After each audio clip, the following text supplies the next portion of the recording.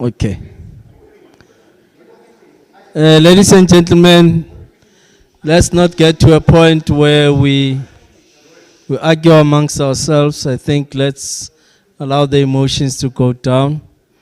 The biggest problem we are faced with is the water issue. And not only the water issues, there are also other issues that have emerged. By law enforcement, hijacked buildings. Let's deal with those issues together. So I'll ask the CEO to first deal with the issues around the water. I will add, then I'll take up the issues on hijacked buildings, by law enforcement. Akutlum? It's not hijacked buildings yet, it's illegal buildings. Yes, illegal buildings. Okay, I will deal. Okay, no.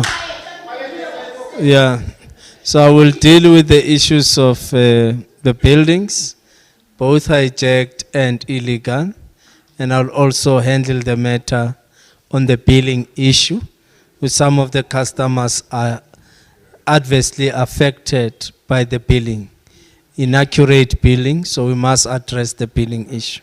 Then you'll address the water issue current, I will add, and then I will add on the rest of the issues. And thanks for having given us the opportunity.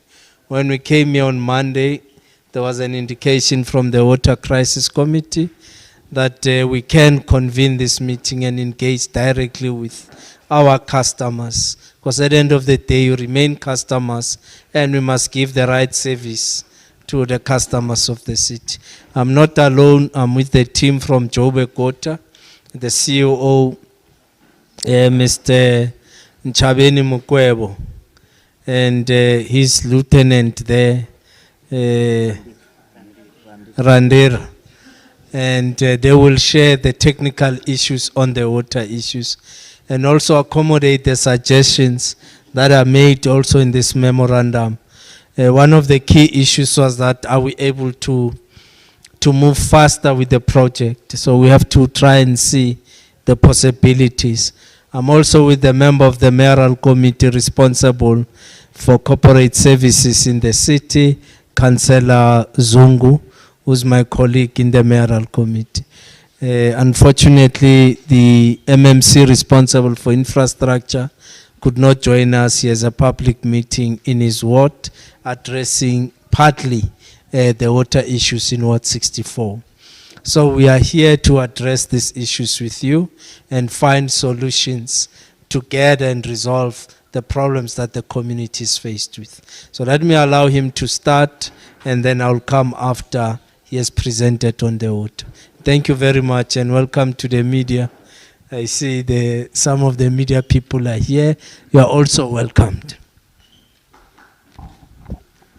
Thank you very much and evening residents. I pick up two messages whereby some residents are saying we should explain how the system works. Some are saying no, we know already, we just need to know what is it that's going to happen. I'm not sure whether, do you want me to explain the system at a high level so that you'll understand why we're trying to do? You don't want that? Okay, good. Yes, no, that's why I needed clarity, because others were saying we must inform. Yes. Something on your webpage yes. that describes the water system. Which okay. streets, which numbers, or in which reservoir. Okay. Okay. So in terms of what we are going to do, which we have started doing, because we are struggling to get the Alexander Park Reservoir to a correct level that's able to give water to high-lying area. We are struggling. And we are struggling simply because the whole system is struggling. Yes. I'm going there. Allow me to explain to you. The whole system struggles because the demand is higher than what the system can supply. Yes. You see, if you interrupt me while I'm trying to explain to you, we won't be able to get to what Whoa, oh, no. You want me to get to explain to you what we are doing. For me to get to that, I need to take you through the process. But if you interrupt me every point, we won't be able to get there. We won't be able to get there. And I don't think it will help. I don't think it will help. So the system, yes, we have infrastructure problem. We never denied that. We have leaks, yes. But the system is under pressure simply because what this system can be able to produce from the potable water point of view and the demand is higher than the supply. So when demand is higher than the supply, what happens? There are certain systems like Alexander Park, which only works correctly when the system is healthy. In other words, the upstream reservoirs, they need to be at a certain level for us to be able to get sufficient pressure on the line to bring the necessary volume. So when the overall system, even at rainwater, when their reservoirs are low, which they communicate publicly as well, because of what? Because of demand, we are not able to push the right volume to Alexander Park Reservoir simply because the reservoir that's sitting in the Kruiswolfberg City in Bassonia and the reservoir in Midrand, they are not at a level of about 50%. When they are 50% plus, we're able to get the volume up to the Alexander Park. So what is it that we are doing now as part of our short-term intervention? We are working on looking at rezoning Yeoville system and Alexander Park system. For that, why we are doing that, we want to do that so that we can remove the people that are on the high-lying area of Alex Park and remove them from the Alex Park system and put them on Yeoville system.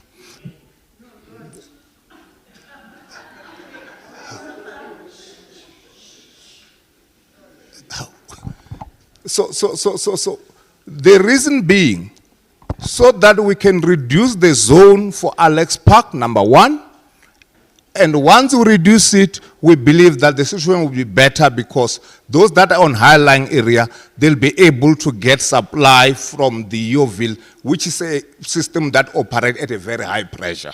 So this is a process simply because it's not something that we just need to dig, put the line here, the next thing we are bringing the water, because we'll end up even creating more burst. Because there's two systems. One operates at a very high pressure than the other one.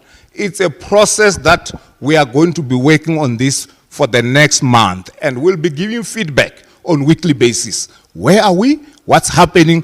Around, it will be a journey that will walk with you so that every week you know the progress. Even up to the point where we'll be mobilizing resources for that, because we need to mobilize the PRVs, the pipes that are going to be used. Right now, the technical team, this week, they've been busy with that design. Firstly, they did a modeling to see whether it will work or not. Secondly, they are busy with the necessary design work that needs to be done. After that, we can be able to start the actual construction. Our projection is that in a month, we can be able to do that. But we'll give you feedback on a weekly basis so that we can tell you whether are we going to be able to make it in a month or it will need slightly more as we are mobilizing the work around this. So that's a specific short term that we are working on for this particular area. The second one that we are going to do, which the team started today and they'll be doing further work over the weekend and next week, is to look at within the reticulation system for Alex Park, is the way that we can be able to separate the zone itself so that certain days when because we've got an operating philosophy to say the reservoir, when it gets to 50%, we'll open it. When it gets to 30%, we'll close it. Firstly, that 50% we want to increase slightly to about 55%. Secondly, we want to look at our reticulation within the next few days to say, when we recharge the system, is the way that we can isolate the low-lying area in other days so that we first push water to high-lying area. Because what's really frustrating everyone, those that are on the high-lying area, is that every time whenever we open, they don't get water, but the low-lying area, they get water. So that's another plan that the technical team will be working on it for the next few days, and we'll be able to communicate to you next week to say, is it working or not? Because the challenge is that it all depends on number of wells that need to be closed and so on.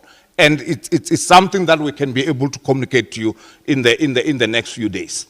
These are specific approach that we are doing for this particular area. Of course, there was a question about what we're doing about infrastructure. Indeed, we have said it publicly. In fact, you can go to our annual report, our business plan, all the numbers that are quoted by everyone about water infra in Joburg, we've put out there publicly to say we've got a backlog of 27 billion rand. We need to invest at this particular rate. And that's the reason why we crafted a turnaround strategy, which was approved by council, to say more investment need to be done for the next 10 years in Johannesburg for water infrastructure. And our aim is that that turnaround plan needs to be implemented. It needs to be, the resources mentioned there need to be allocated. And that's what we are going to work on, which this is our first year, whereby from the 1.2 billion that we've been investing in the past, we're investing 1.7 billion. Going forward, of course, at the peak of this turnaround, the city needs to be investing about 3 billion to almost 4 billion a year. Over a 10-year period, 32.5 billion need to be invested in improving or renewing the infrastructure for City of Johannesburg relating to water. So that's the issue. Of course, we've got a very clear water demand management, which is looking at the pipes that we need to replace, the PRVs across the city. Because the issue is not only those systems that are struggling, the Alex Park, the Commando system, the President Park, South Hills, the entire system, we need to do some work so that it can be able to be more stable, we can reduce the losses, and then we can be able to make sure that the reserve operate at the level that they should. So the issue around infrastructure is across the city, which we'll be working on. And of course, in the short to medium term, our focus is on refurbishing all the PRVs so that we can be able to make sure that the system has less failure rate so that we can save water that happens, that we lose through burst pipe. So I'm going to stop here because I think I've covered all the necessary points.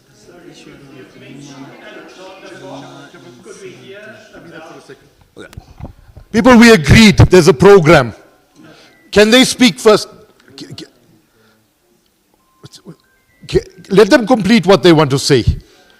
Then we will, I've seen the hands. 1, 2.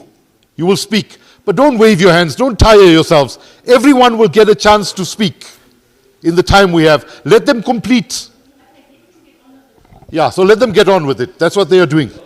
Sorry, Theo. Okay. Yeah, I'm done. Yeah, we can take. No, question can come through. We'll be able to answer.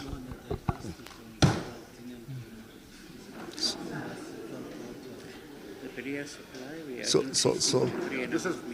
No, but this is the barrier system. Yeah, the barrier system. This is the high point of the barrier. Okay, you can take this. It's fine. Good evening, colleague, residents, the mayor, MMCs. My name is Randir Nico Singh. I think I've presented on Wednesday, and I presented an overall picture of the situation. So please take heed that you don't fix one system at a time. You fix a system in totality so that you're able to improve a total system to supplement systems that don't get immediate attention, because nobody can say you have 20 problems, you fix all 20 right now. You can't do that. Nobody can. You've got to work through a project plan and a priority plan. That being said, the MD has articulated the plan for Alexander Park. We have similarly started in a short few days ago the plan for the Berea Reservoir Supply Zone. That implies that we will follow the same protocol of the 50% mark, but we've actually taken, and the 50% mark is 3.25 meters of a 6.5 meter reservoir. That 3.25, we actually drove up. You would find last weekend, we closed the system completely to get up to about 4.5 meters.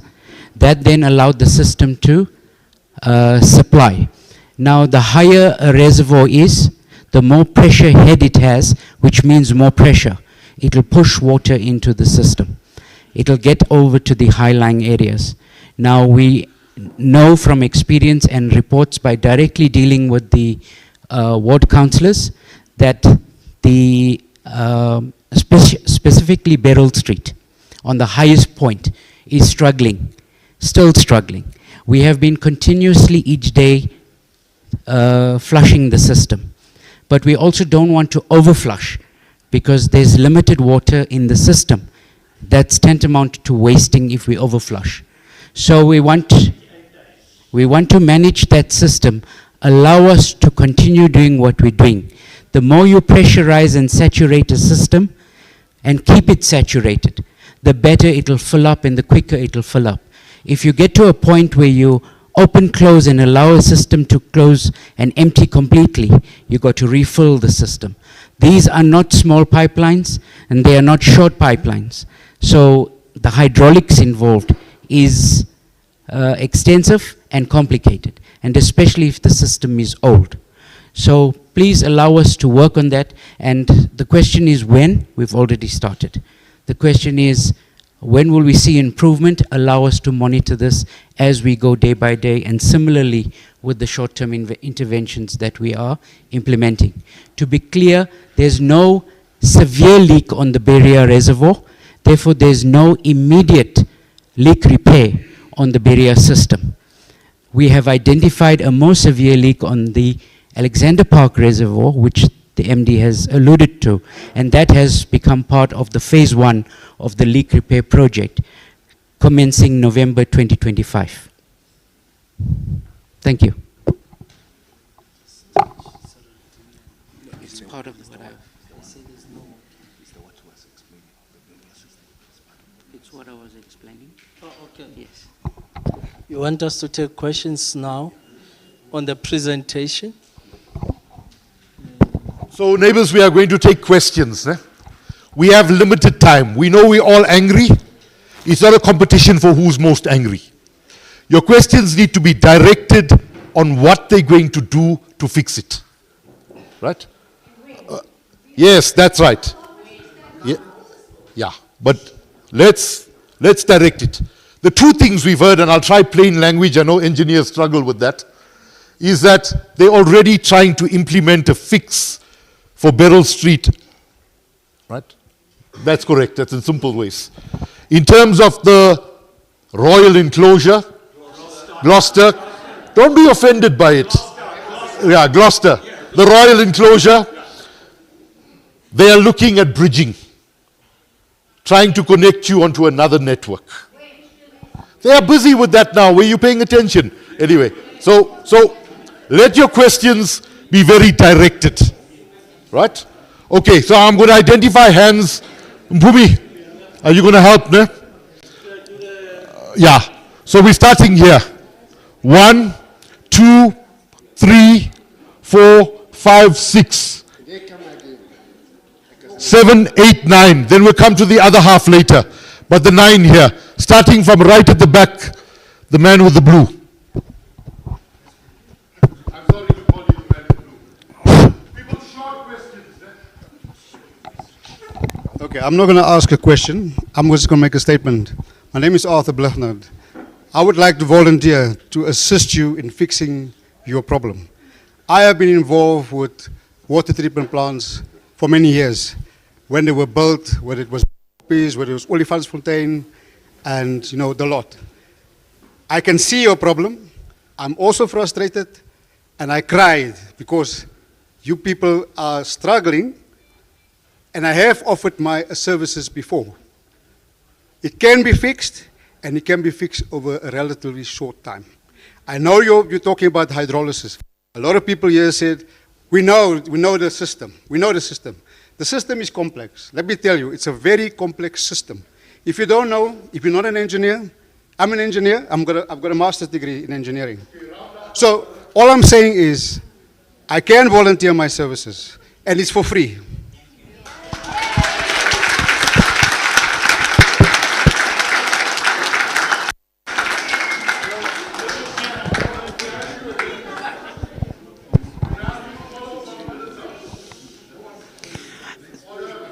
Thanks. Mine is also just a recommendation. Mayor, I do think that with part of restoring your systems, you would have to look at new infrastructure. The pipelines in this area, being one of the oldest areas in Johannesburg, is not capable of transporting that water anymore. And that is where the difficulty is and where the leaks are coming from. So it's not just about moving us from one system to the other. I do think there needs to be a coordinated plan in which you start to put in new piping throughout the area so that you stop the leaks. Thanks. Thank you. So a follow-on from that question, we know Kensington is nearly 100 years old and our pipes are as old as the area.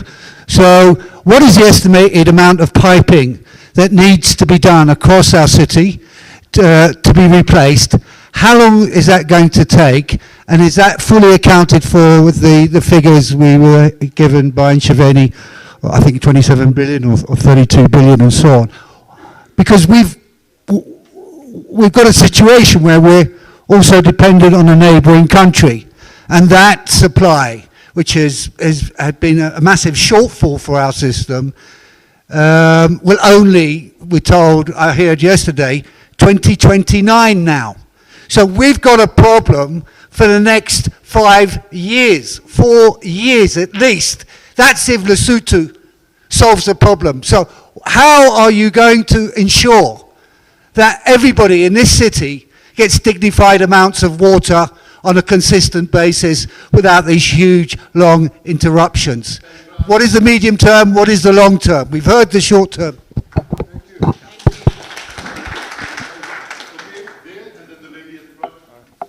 My question is pretty simple again. Where's your project plan? Where are the cost allocations to the project plan? And we want to see it. Yeah. All the project plan and the cost allocations and the time frames and all of that. Actual project plan. Thank you. I'd like to address this to the Joburg Water CEO and the Mayor. I feel sorry for the CEO because there's no town planning. Nobody knows who's moving into the area. Nobody's done anything about planning or controlling it for years and years. I expect you, as a rate-paying person, that you do this. You cannot leave Joburg to die, and it's nearly there, number one. But I feel sorry for the CEO because he has no way to plan for the amounts of demand. And then the other thing I want to know is, I want to know your plan to control the influx of people. Or if you're going to allow it wholesale, then what are you going to do to make sure that they have the infrastructure that doesn't mess everybody else up that's been here forever? Thank you, ma'am.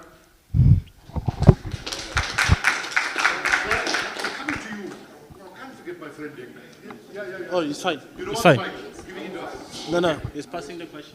Okay. Right? Promise before you speak. Put your right hand up. swear. Okay, you won't swear. Good afternoon, Mr. Mayor.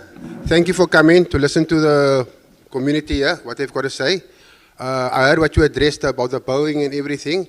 We're going to do something about the Boeing because I haven't had water for 25 days. I got above 3,800 rand. 3,800 rand. And I haven't had water for 25 days. Oh, don't worry, it's normal. All are getting it. And another thing is, we went to the Joburg meeting when we had a big issue last time. To Joburg, we had with some guy we met there, big shot, wherever he is. And he came up with a plan that we fill the reservoir higher than 50%, which happened the next day. And he said, next day, we'll get water. And we did get water. And the pressure was strong. Why didn't they keep up to that plan that they already put in place? Because the plan they had when we went for the meeting, it worked. We had water the next day, the shower was booming out and everything was happening for 2, 3, 4 days. It was nice. Then we start breaking down again. Then it's a building, like you said, the water meters that we're paying for air. Once they stop the water, when water comes on again, it's a lot of air. The meter spins double, triple the speed. When I went to Joburg to complain about it, they said I must pay 5,000 rand for an inspector to come have a look at my meter. And they're going to look at my meter and say, there's nothing wrong with your meter. But when the air comes through, that's when the high speed comes up. What are we going to do? Is this going to be just a meeting just to talk? Are we going to do something about it and just not talk? Are we going to do something about it? Mr. Mayor, I absorbed all the swearing from this guy. So you owe me one on that one.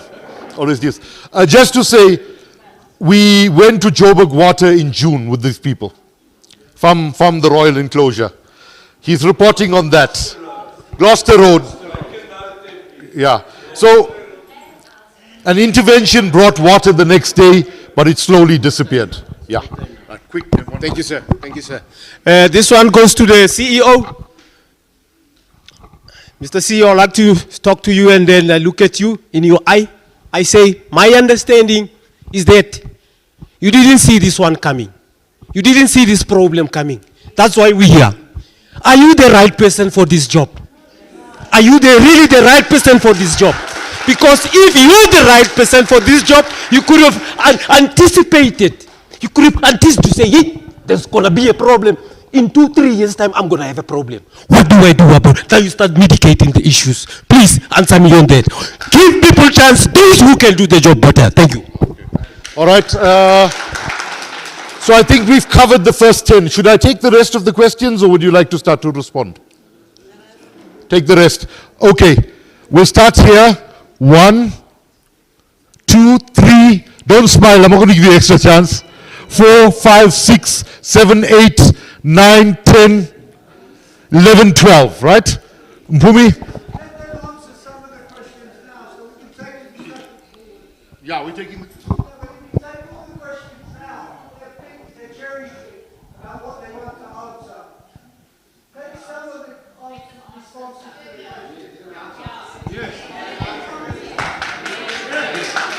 Ask one more.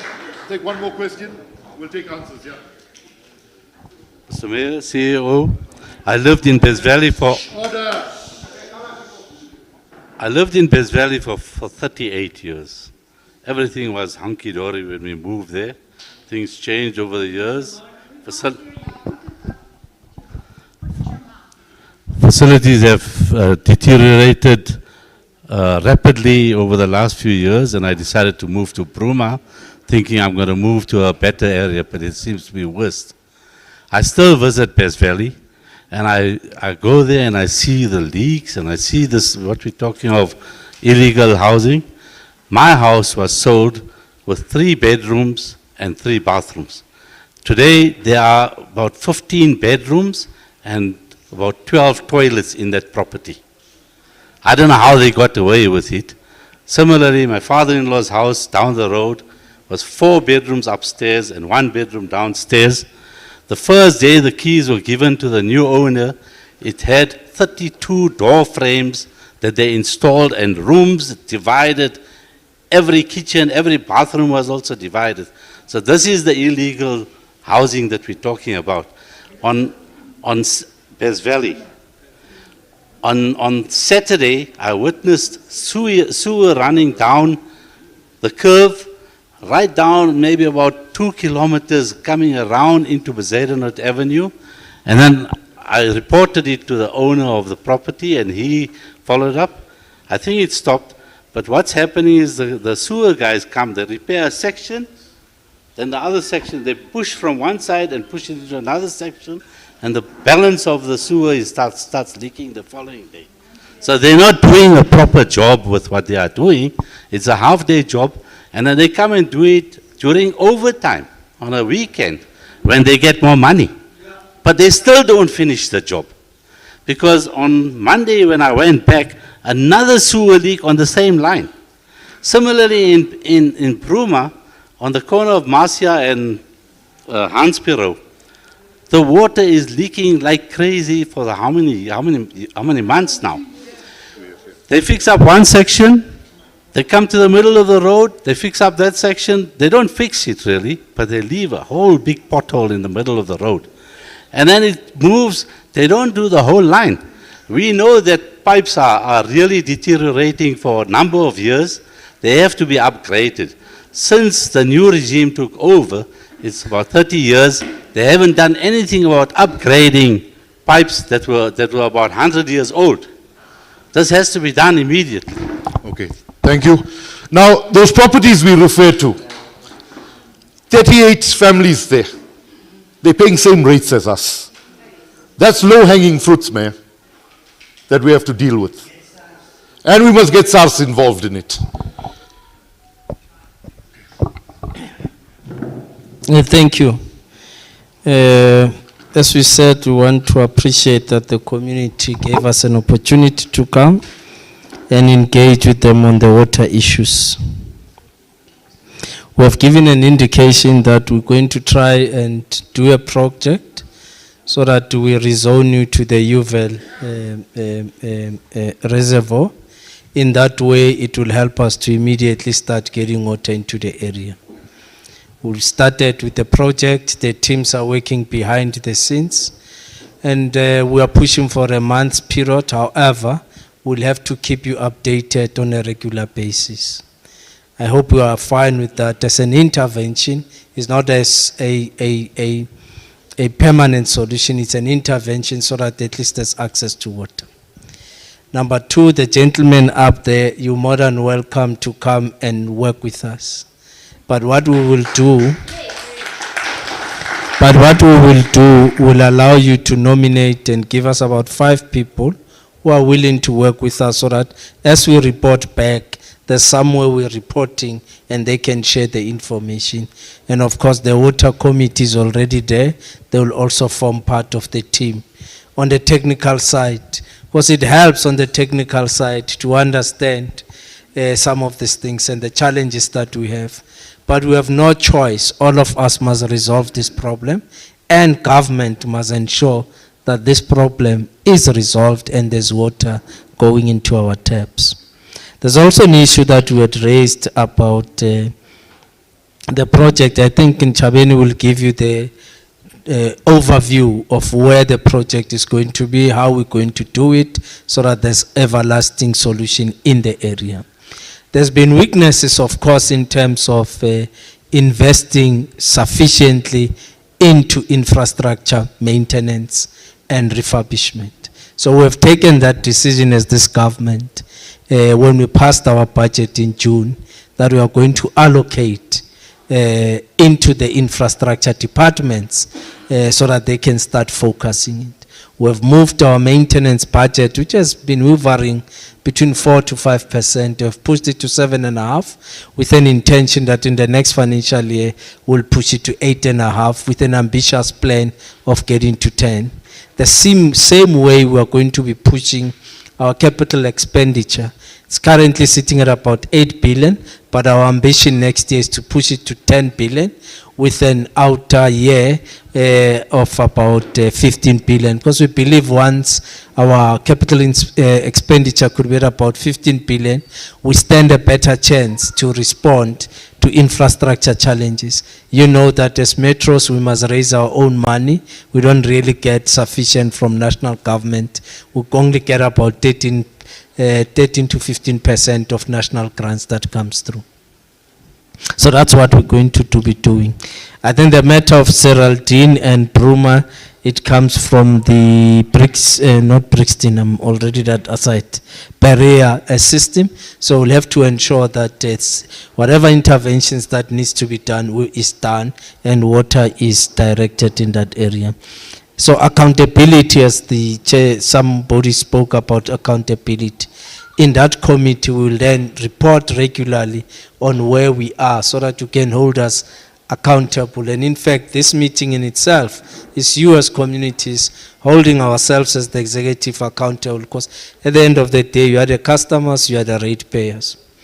I'm going to then address the billing issue, which I think I need to agree with you, because the best way of dealing with it is for me to bring the teams from the revenue department. We go directly into our account, your account as a customer, analyze and say, but yes, here we need to do reversals, we need to do 1, 2, 3, 4, so that we get your account to be proper. Because it doesn't make sense for your account to be sitting at 8,000 when in fact you have not been consuming any water for the last 29 days. It's okay. It means we might have estimated your account, it's not actuals.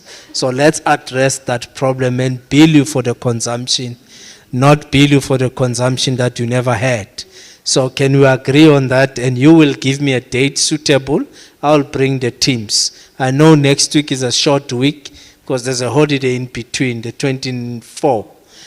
So it might destabilize because others have a short week. And then we can then use that other week where the teams can be here, customer by customer, bill by bill, we deal with it. Where the city must do reversals, our credit management system does allow for reversals. Our credit management policy does allow that where you have overbilled, you must do the necessary reversals and address the customer issues. So we will do that part, especially on your bills in relation to the water bills. But we will check not only water, we'll check rates, we'll check water, we'll check electricity. Specialized things that they are assisting our employee. So our maintenance in the main is done in-house. We don't use contractors. We provide is proper for our people. The collection of waste, the sewer, provision of water and electricity. We must at all times try to provide quality services. But the challenges that we have had over time must be corrected so that moving forward, we're not giving shady services to our people and our communities. And I wanted to respond to the gentleman.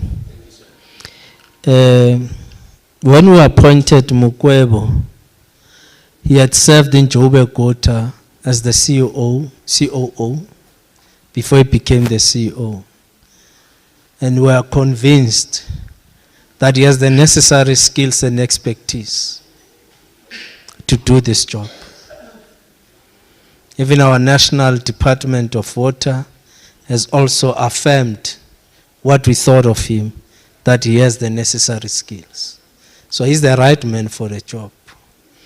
But this man must then be assisted by government with the necessary resources for him to execute his job. So we then put in place and we said, as part of our infrastructure plan, we are going to invest at least 3 billion annually, which is still not sufficient in terms of the water infrastructure. It's old, it requires refurbishments, and there's a lot of leaks. But we said, let's expand the current 1.2 billion to at least 3 billion, meaning that we must also go out to raise that capital. And secondly, to collect revenue as much as we can so that we can support the efforts of the Joburg Water in helping us.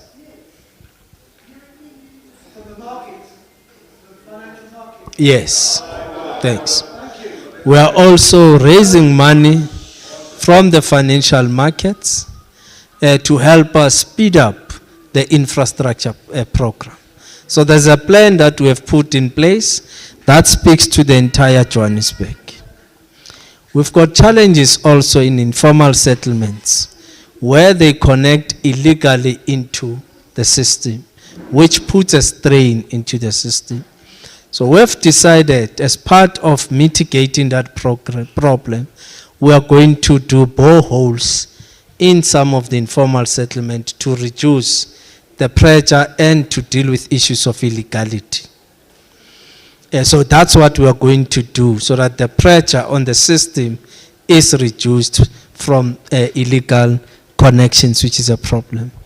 But Joburg Water also has a responsibility to monitor regularly pipes that burst, because you have a pipe that can burst today and takes a week before we attend to it, of clean water.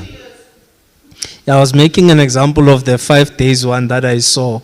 So there's also a 2-year one that we must deal with. And once it happens, we're losing a lot of clean water. our current water losses are sitting at about 36 to 40%, which means the money we spend on bulk purchases, we're actually losing a lot of it. So we need to close the gap by monitoring best pipes and immediately respond to. You are also right.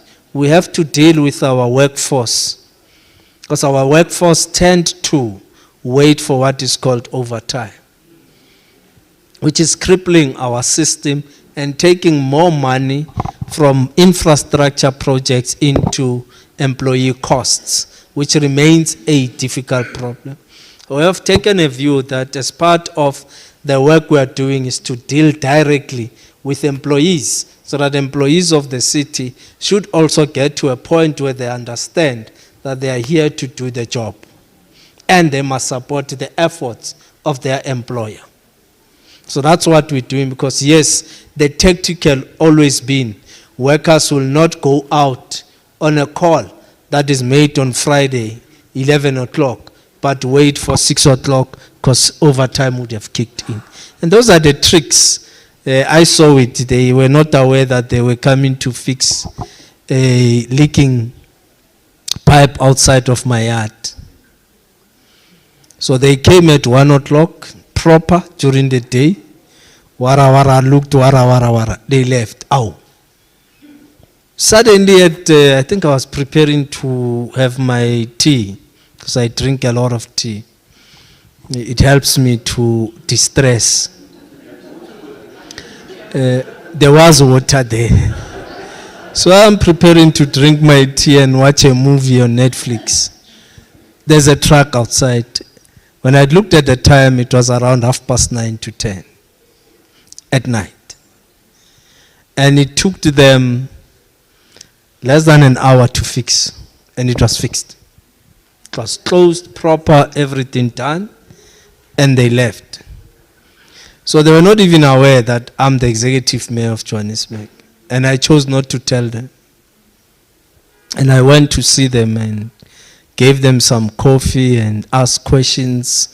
Why do you come at this time? No, we had a lot of calls to deal with, but it's stories. So we need to get our workforce to be committed to the work that we do. So you'll give me the date so that we do the billing. We need development planning to work with us to be very stringent. Because, you know, in the townships, I grew up in Soweto.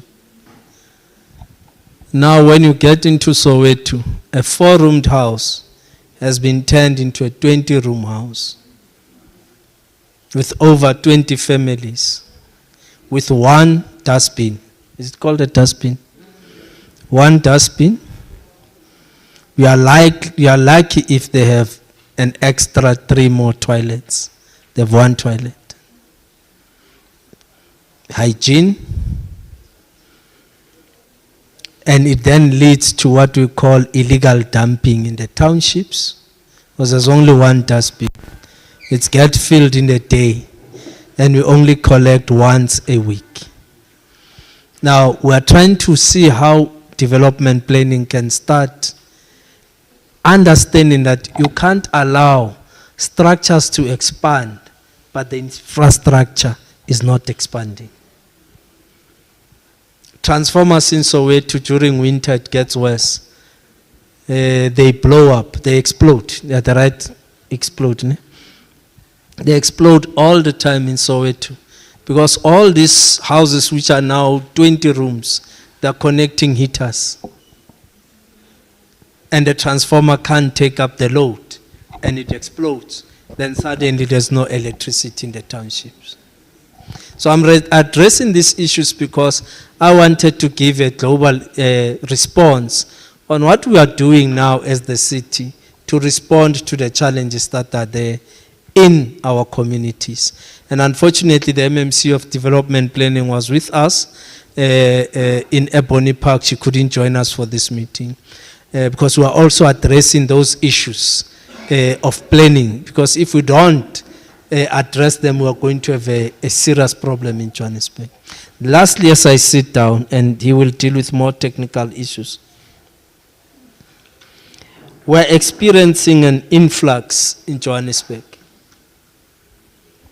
We're experiencing at least 10,000 people, at least, an average of 100,000 people coming to Johannesburg annually. And some don't even have plans where they're going to stay. Some don't even have jobs. And they're coming to Joburg with the hope of finding greener pastures, opportunities, and jobs. And we are getting at least 3,000 foreigners descending into Johannesburg, at least on a monthly basis. And some come here with no plan. And now you then see informal settlements popping up. We are sitting with 319, a total of 319 informal settlements in Johannesburg. And 70% of those are illegal and undocumented. But they hide with South African citizens. Now, that's the challenges that we have. But we have no excuse as this team. We must find a better solution for you to have your water. And that is why we are making a proposal. We'll rezone it and take it to the Uval reservoir so that there's water flow in your houses and we can move forward. We're making a proposal to meet with you. Week after next, we'll agree on the date and time to deal with the billing issues. The rest of the issues will continue to work with you and the committee that we have put in place. MD, if you want to add on technical issues.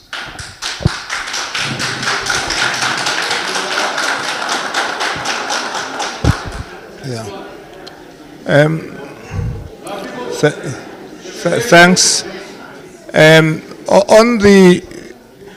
To add on the technical issues, because there was a question asked around, we hear the short term that we are working on. What is it that we are going to do for the medium to long term? So that as the city, we all don't find ourselves here. If there's one thing that we must all agree is that...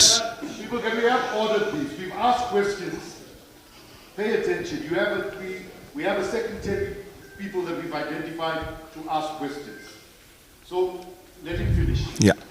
So the key thing that we need to do differently is the investment in our infrastructure. Yes, there are all other things for bylaw enforcement that are very key and so on.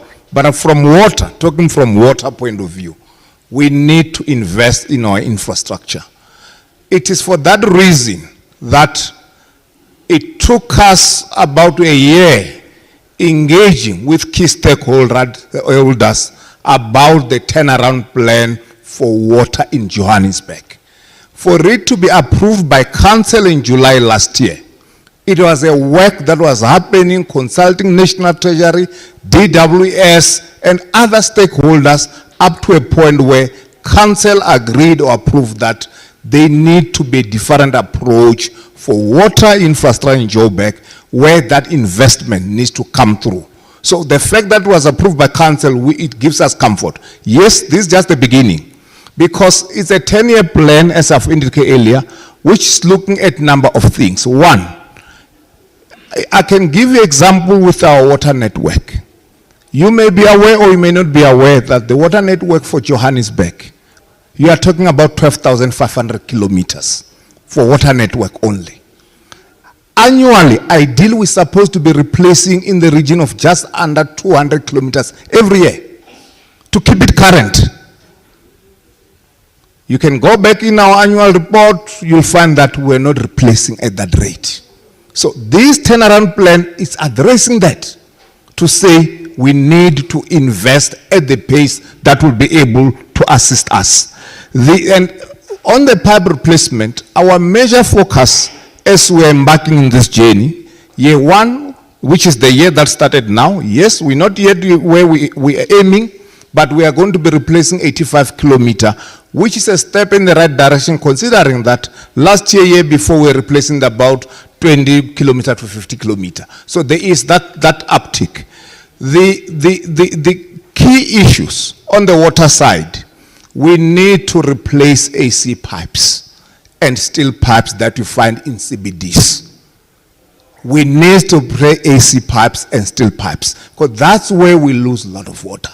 That's where you find that Tim will put a clamp here, it's going to burst down the line, because it's the same old line. So we need to replace. So our focus on that turnaround plan is to deal with AC pipe, which we have got almost 1,500, and to deal with steel pipes, as well, the small steel pipes that we find in CBD. So those are major things that we're focused on in the medium to long term, including, of course, in the short to medium term, making sure that the reservoir, all of them that are in phase 1, which includes Alexander Park, we are refurbishing them.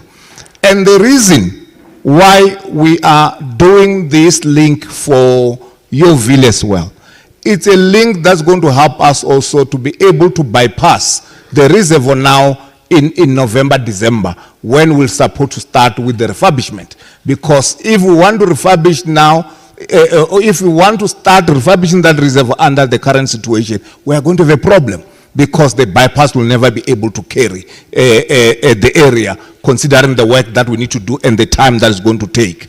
So the other point, residents, that I want to raise is that our focus is on infrastructure, yes, but also we are looking at alternative sources of water that we need to start thinking about as the city of Johannesburg. And all these things, you can find them in our turnaround plan, because that turnaround plan is a public document, because it's a council document. We have appointed a Trasina advisor through National Treasury now in April, where they are looking at effluent reuse so that we can be able to have more water as well. It's a process that they are busy with that work, and they'll be able to tell us whether is it feasible or not by May next year, so that if it's feasible, at Northern Works, we are aiming to have a 100 megaliter plant, which looks at really augmenting the water that we get from rainwater and the water that we have in the city. And of course, as Executive Mayor indicated, the issue of borehole, we are looking at that as part of that plan as well. We have appointed vets, the vets enterprise. They are assisting us with drilling boreholes, with their partner, of course, drilling boreholes in former settlements. But there's an assignment that we've given them as well, to say, those systems that struggles, check for us, is there a possibility of us that we can be able to augment into our system through the underground water. It's part of the work that they are currently doing, looking at the system like Alex Park to check whether is it feasible for us to be able to have a good yield that can assist us to augment what we have already. So I thought I should indicate those few technical issues that we are working on. Thanks. Okay, the next lot of questions, right? 1 minute. Thank you very much. We have a system of reporting faults. We report faults, they get closed, no action. But there's a big elephant in the room. We are unable to determine underground leaks. I might be wrong, but I believe there is no thorough system in the city to find and fix underground leaks. Please, can you do something about that? The second issue is our pressure. I lived in the same place for 39 years. The pressure was always about 3 bars indefinitely. Then it dropped to 2. Now, in the middle of the night, in a suburban area, it's a half a bar. There's something fundamentally wrong. That's a Berea reservoir at Pruma. Thank you. Thank you. Thank you. Before I pose my question, I'm very unhappy with some of the answers from our mayor. I hear a lot of blaming of poor people coming into the city, including foreigners. I hear solutions about boreholes when we know that mostly borehole water is not drinkable.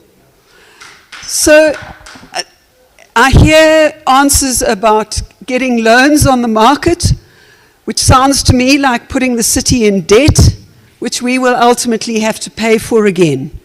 So I'm extremely unhappy with many of the answers that have been provided. No mention of housing plans. What are you going to do with all the people that you're planning to punish for the absence of planning and the absence of stopping the illegal building in the first place? All I hear is punishment of us as citizens and particularly of poor people, and I'm very unhappy with that.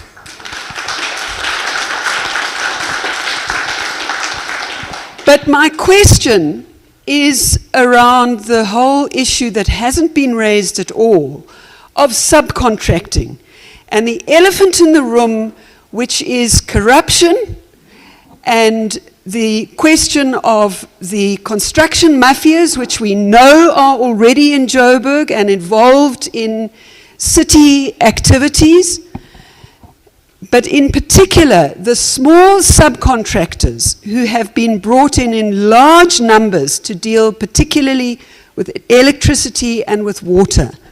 And my question is, when are you going to bring the services back into public delivery by employees who are accountable, who care, and who know the system, instead of a multitude of subcontractors that open up the possibility for more and more small-scale and big-scale corruption? That's my question.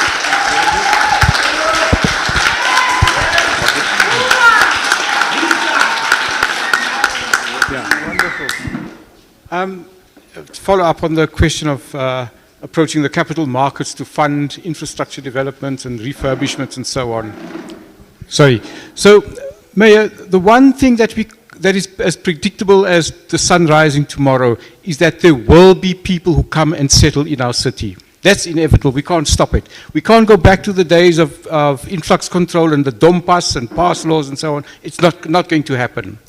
So whatever the big reality we have to take cognizance of is that it's going to cost money to put in place the infrastructure that we need.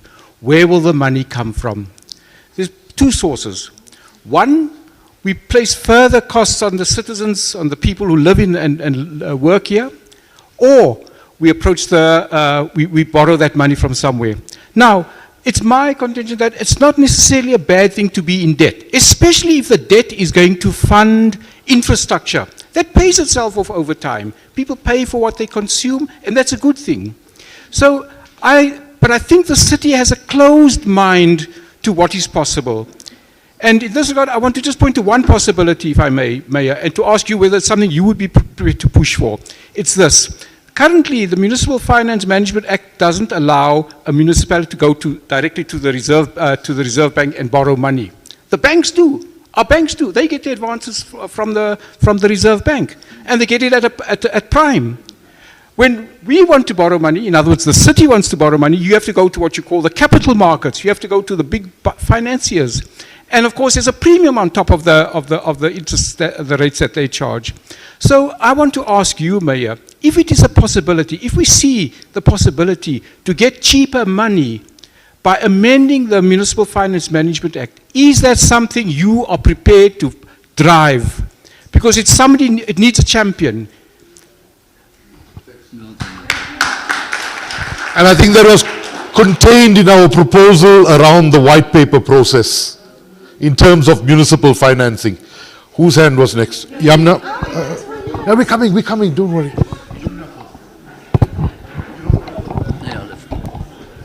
Good evening.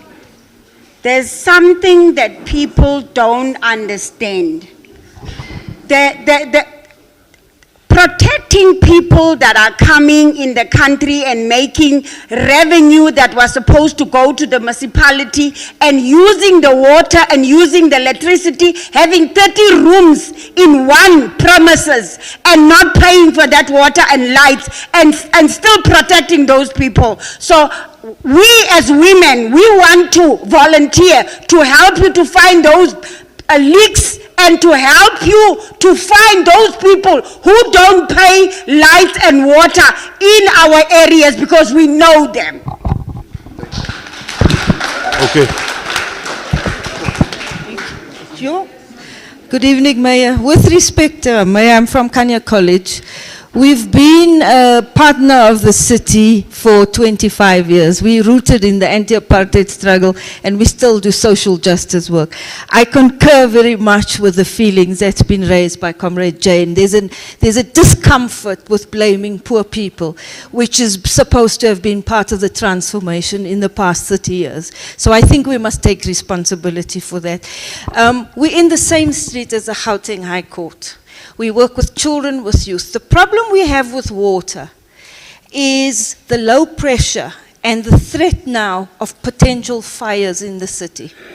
What is the interim plan that the city is going to take up in terms of our situation right now? Because ASUB has come, they can't even test the sprinklers because of the water pressure. Our Children's has just ditched a lot of the buildings in the city, including ours, to say, we're not going to stand surety for you anymore, after us being insured with them for I don't know how long. And we pay rent in the area as well. So we pay levies to the fashion district, we pay for security, we pay for crime prevention, etc. So this is really a big issue for us because of the threat to us. The second thing, Mayor, is the question of, you distracted me, is the question of the buses. In which city in the world can anybody just set up a bus station? In our small street in the fashion district, there are 2 cross-border bus stations that have just been set up. When we raised this initially, people said to us, this cross-border trade brings 40 million rand to the city, and therefore we need them. But why don't we set up a proper station? So like anywhere else in the world, people can go to a station, because you have next to it, traffic lights are not working, schools, children trying to cross, bus stations, buses, carting of obstructing the traffic, etc. It just leads to more chaos. So I agree with you, there's lawlessness, but I think it's been with the collusion of the city's officials. And I worked for SAMU before. We can ask the unions to be part of bringing about a change, and we must, because the working class must be part of the change. Thank you.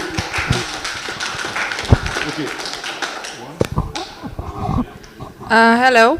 I just want to know, you said that Berea is not a problem at the moment compared to Alexander, right?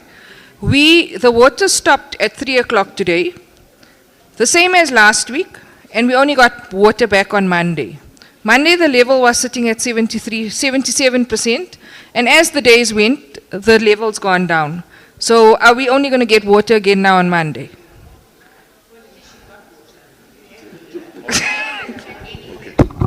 All right, the next. We've done that side. Come. Okay. Thank you. Mr. Mayor, you have said a lot of things and told us about problems, not solutions. You are talking about people building 30 rooms in a small area.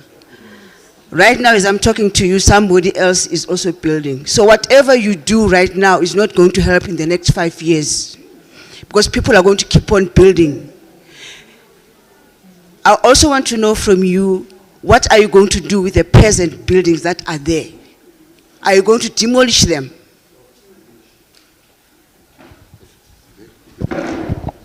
People, we need shorter questions. Yeah, sorry, just directed to the CEO. I don't know if I've missed the point, but when are we going to get water? Because We've been 25 days now without water, not a drop of water in our taps. And now what has happened is you're telling us with the Joburg connection to the Alexander Park Reservoir, it will be in a month's time. Does that mean we're going for 60 days without water, or are we going to get it next week? That's my question. All right. The royal enclosure. Good afternoon. I just want to represent the youth, basically. So I have a question to the CEO. Water shedding basically began at the late October 2024, and you say that you invested 1.4 million in that, and now you want to increase to 1.7 million, but it just has, from the October 2024, it has just become worse. So what guarantees that this 1.7 billion is going to make a difference? And my second question goes to, I don't think you're considering the youth. These girls who go on their periods for days, and how do you expect them to wash their uniforms? How do you expect them to bath? And second, if you were actually doing your job, you would have known that the reservoirs were not working long time. And when last did you do maintenance? When? It's a problem. So can you please fix that?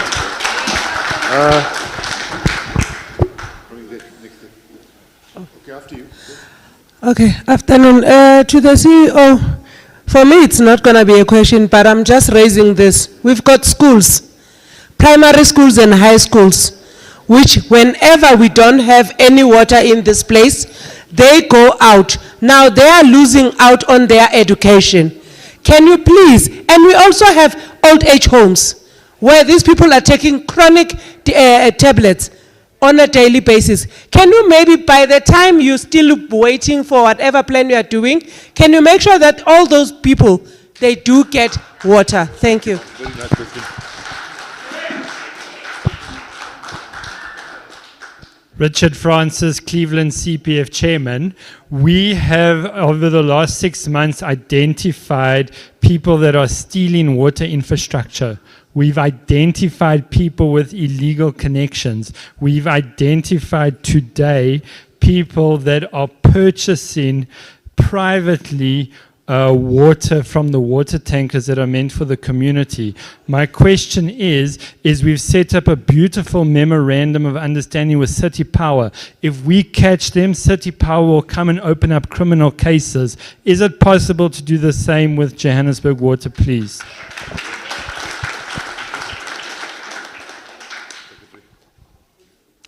Hi, good evening everyone, and the appreciation from the mayoral team for the visit today. Indeed, it has been a learning session. Just a request. With all the challenges that we have, it would be great if we can see a bigger and more commitment in terms of addressing all the water leaks.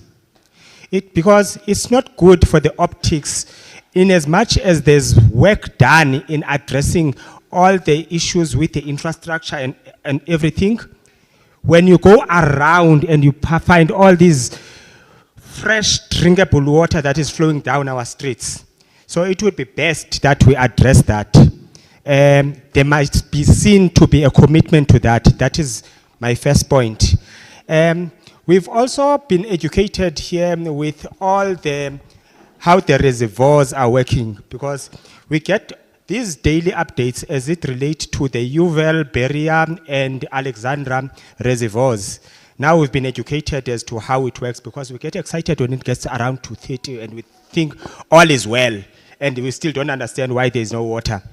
Now, we then want to get an understanding and the appreciation of that, such that maybe if we can overnight close these reservoirs such that they build up capacity to get to the above 50%, which we are made to believe is the healthier ratio in terms of water supply in the area. Thank you. Thank you. Good evening. I'd just like to say thanks for coming out today. I'm sure you understand our frustration as a community around not having water for over 20 days. that being said, perhaps you don't understand. I would like to point the question of when was the last time you didn't have water running in your taps. Second, I also want to echo some of the points that came up to ask, why should we trust you? This is not a new issue. It's not a problem that suddenly arose overnight. It's been building for years. So why is this time going to be different? Thanks.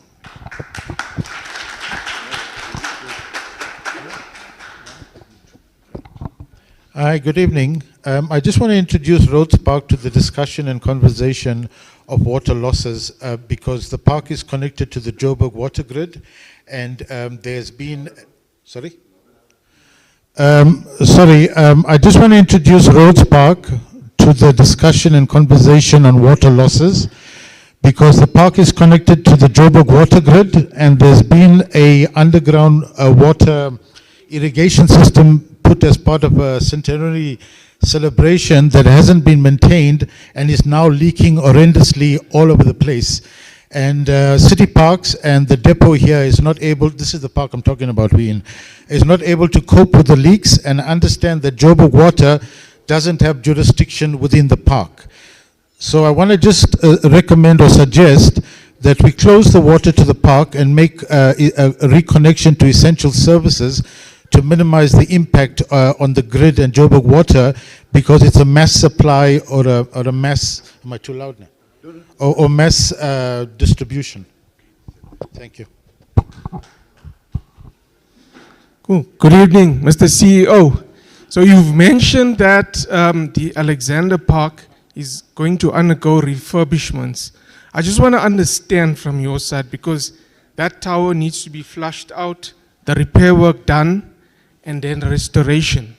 How long is that going to take? Because I know you've said there's an intervention measure for Yeovil, for the high-lying areas, but those of us then on the lower side, whilst this repair work is done, is this going to be a rinse and repeat? How long are we expected to be without water, and what interventions is going to be put in place whilst that repair work is done? Thank you.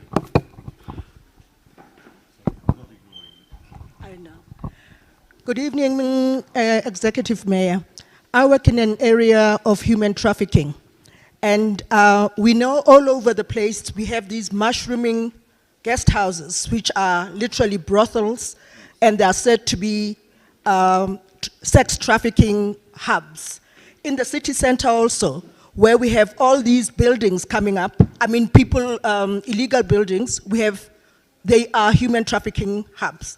This is a subject that is not spoken about, and I'd like to put it on your table. We have 50 to 100,000 people annually trafficked. Most are women, most are children, and they are trafficked into the sex trade. So I'd like an answer from you. Thank you.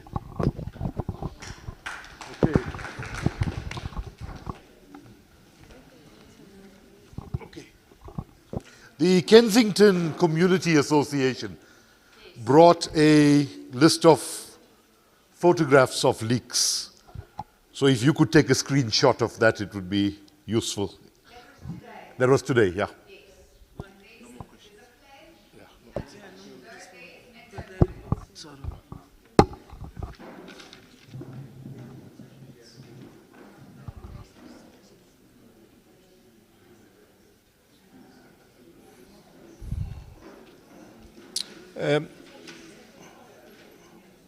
So I'm going to start with the question that was asked to say, or submission to say, we need to look at insourcing or having the work done internally rather than using the contractors. Yes, skilled contractors. Residents, I can assure you, in Johannesburg Water, the day-to-day maintenance is done by Johannesburg Water, not by contractors. We have all those small trucks that we see them up and down. It's the employee of Johannesburg Water. There's no contractor who handles day-to-day maintenance. The contractors that assist us with maintenance, you'll find them at our plants, wastewater treatment works, of course dealing with specialized things. that they are assisting our employee. So our maintenance in the main is done in-house. We don't use contractors. The question relating to the poor pressure in the inner city, we will need to take your details so that we can have a conversation about it. I'll tell you why, because we need to know exactly where, because in the inner, we are also in the inner city. In the inner city, there are also issues of course, I may say maybe we caused the problem by running excessive pressure historically in the inner city, where the high-rise building, where they're supposed to have a pump to pump water from the underground tank going up to their roof tank to supply the building. Number of buildings, they abandoned those systems. Because of what? The municipal pressure over the years was so excessive, pushing water to the top, which unfortunately is not correct. Because what does it do? It put pressure on our system, on our lines, because that pressure is damaging our lines. Whereas ordinarily, we're supposed to supply water on the ground tank for the building, then you pump up to your top reservoir. That's what the bylaw expects from the building owners. So it's something that we've been engaging with various building owners in the inner city about that. Say, please fix your pumps on the ground tank so that you can pump up to your roof reservoir. So I don't know your situation, but we can engage around it. As I said, we are also in the inner city. Nico will come in and deal with the issue relating to the barrier in terms of giving extra information. So the issue around paying for services, please residents, if you've got information, I think we can either work through the water committee or the team that's going to be put together. We need that information. We want also to partner with you the same way that we have partnered with City Power around giving us information where you know that wrong things are happening.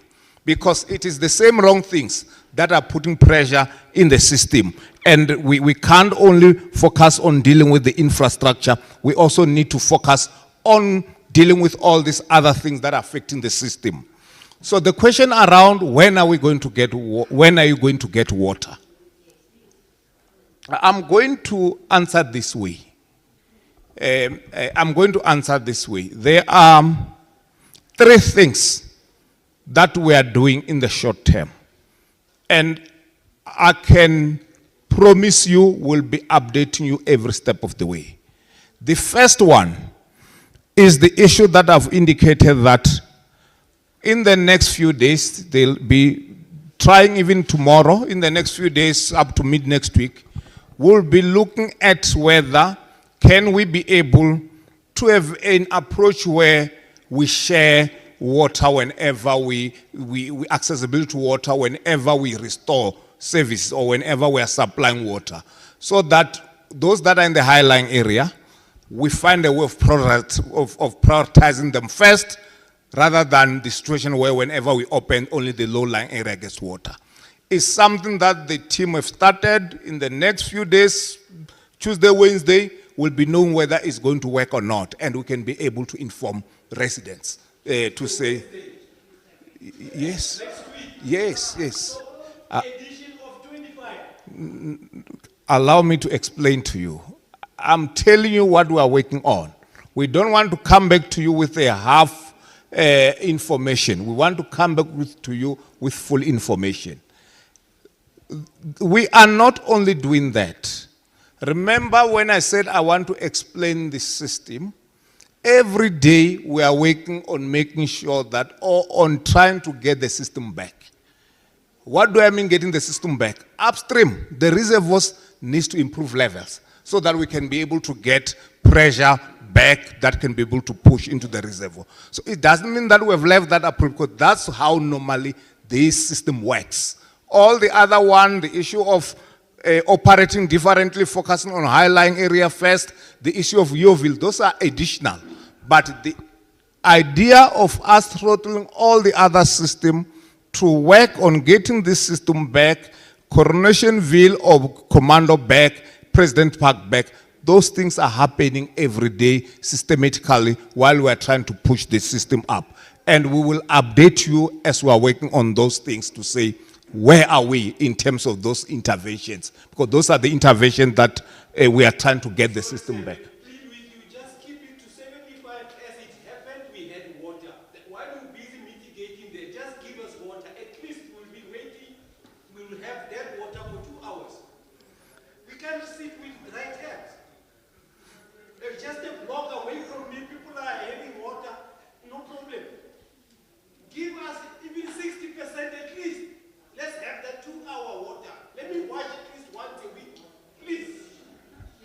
We've noted your comment, and in all these things that we are doing it for that reason, precisely for that, so that we can be able to get to a point where even those that are in high-lying area, they are getting water. The issue of the old schools and old age home, we're going to make sure that we prioritize that either from the special old age home in terms of the alternative water. Whenever there's no water, we need to prioritize them. And the team, I'm going to be having a conversation with them in terms of prioritizing them. The schools, firstly, the issue of the alternative water, we'll make sure that is there at the schools. However, we have made a commitment in terms of the schools that are within the commando system, the schools that are within the President Park system, of drilling boreholes in those schools if we can be able to get the good yield. That borehole, when I say drilling borehole, we're talking about drilling borehole, putting a purification system as well. It's not if just drilling borehole, we take the underground water into the system. So we will look at that and also be able to look at the schools around here so that we can be able to look whether we can be able to do that. Yeah.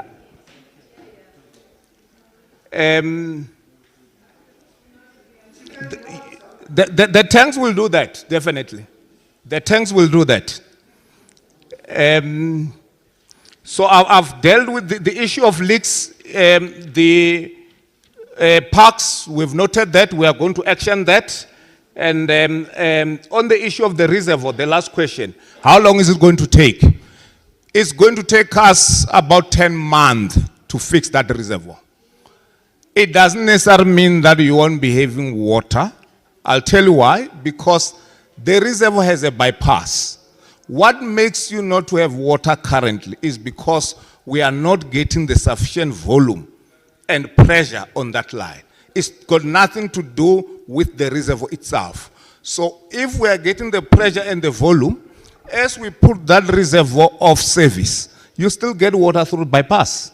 So in that year or 10 months, while we are working on that reservoir, and why it's taking long, it's not only the issue of either dealing with the seals or bandages on the joints, there are issue of the structural work that we need to do. We need to be dealing with the pipe work within the reservoir complex, because not only the reservoir, the projects include also dealing with the pipe work within the reservoir complex. Hence, it's going to take that period of about 10 months.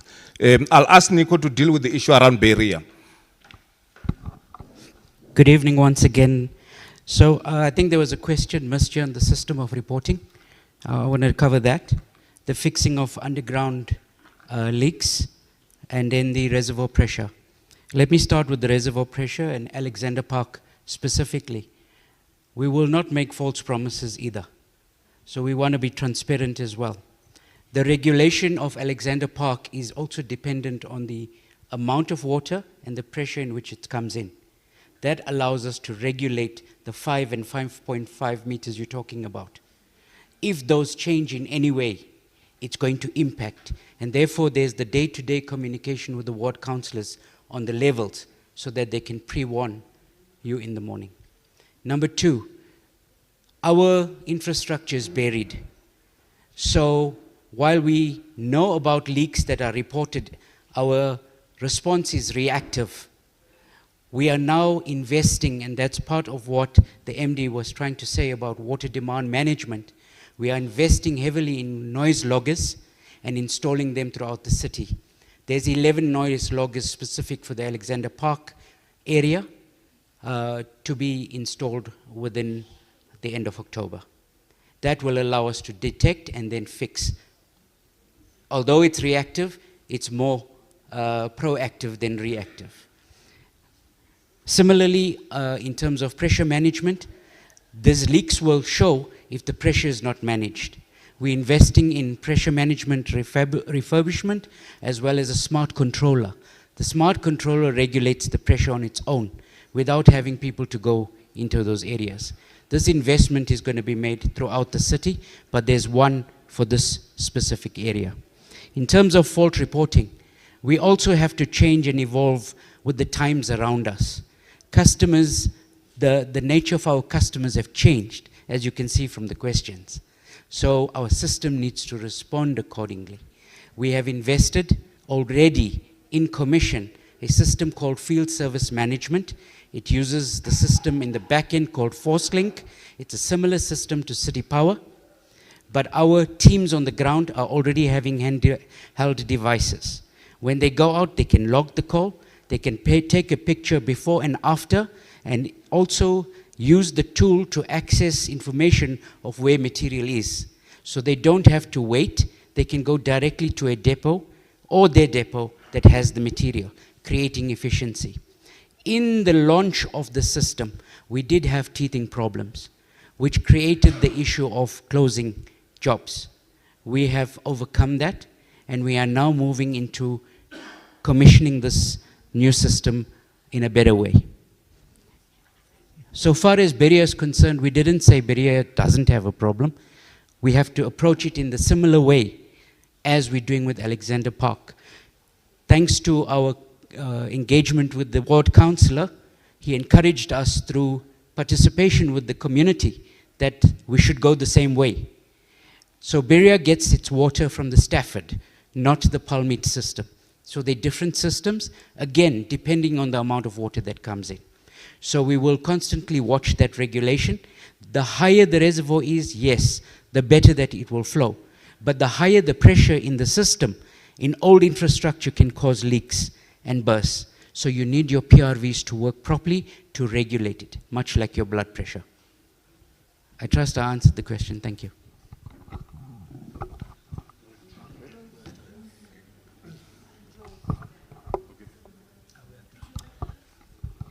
Colleagues, we close for questions now, right? The team needs to leave. What we've got agreement on is that in 2 weeks' time, is it credit control or account management? Wait. Hey. I'm chairing. I'm chairing. The billing team will come here to resolve issues. We'll run a poll on the group to see which is the best day, and we will forward that to Joburg Water around that issue. We've got. Everyone has something. I've got questions.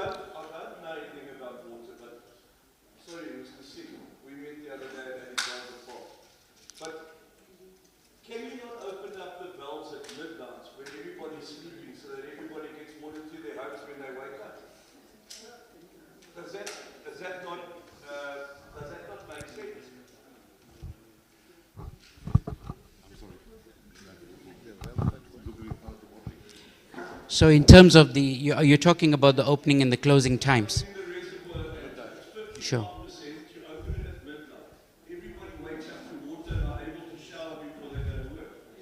So let me explain. Let me explain. In terms of utilization, and records show this, usage on the system and losses should be the least at night. So I was telling you about the dependency on the fluctuation of inflow. It is the greatest possibility at night to fill up the reservoir. You need more hours to fill it so that the height gets there to reach the extended areas. But what we will consider is opening up earlier, so at least water gets early. So not between 5 and 6, but possibly earlier. Thank you. Bye-bye. On water tankers, you just want to cover anything very quickly on water tankers. No, okay. So, okay. Colleagues, we've agreed that we will run the poll. Ingrid will run the poll with Farah. We will see what's the best day in 2 weeks' time for us to reconvene. We will engage with the MD and the team about regular reporting, which may not need you, Mr. Mayor, but will need JW to come back and report to us. We'll agree, short meetings, not as long as this, in terms of progress concerning the triangulation that you're trying to do in Gloucester and surroundings, the interventions in Gloucester, yes, I covered Gloucester, you listen. In not Bez Valley, the other place you come from Beryl Street and so on, progress in terms of that, but also regular updates on the development concerning AP. Right? So we thank you for attending this meeting. We would like other opportunities in future. We've submitted our Region F document, which we want to engage with you in future around. So thank you for your time. And, sorry? Oh, you wanted to say something? Okay. All right, thank you very much. Good night, people.